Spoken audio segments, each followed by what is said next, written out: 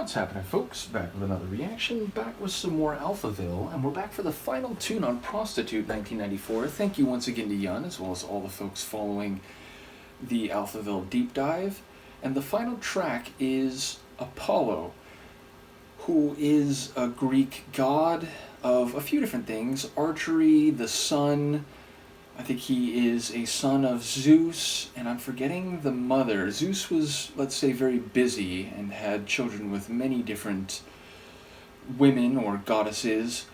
Twin brother of Artemis, and in that regard, I feel like any of that could be an interesting starting point for meaning, whether more figurative as I would expect, or perhaps literal, or at least visual and conceptual. Of course, Apollo is also the name of a very famous American space program, which ultimately led to humans walking around on the moon, as well as Hollywood blockbuster movies.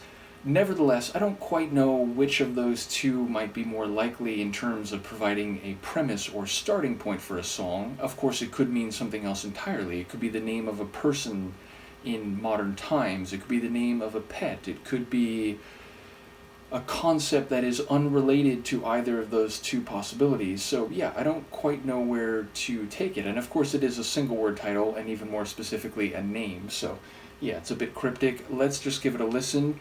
As I said, I'm looking forward to the next chapter in the deep dive, though in the moment I don't quite remember what that is. So in any case, let's conclude Prostitute 1994, and the song is Apollo by Alphaville.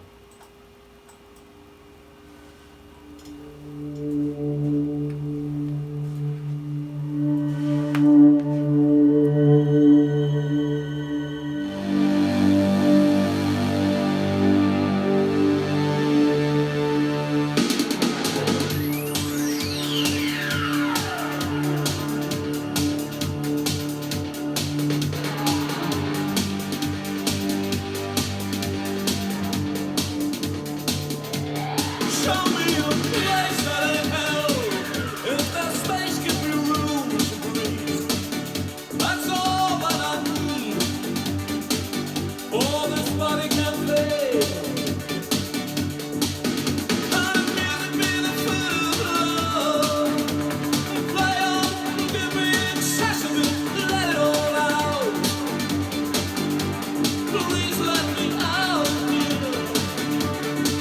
And I shall ask for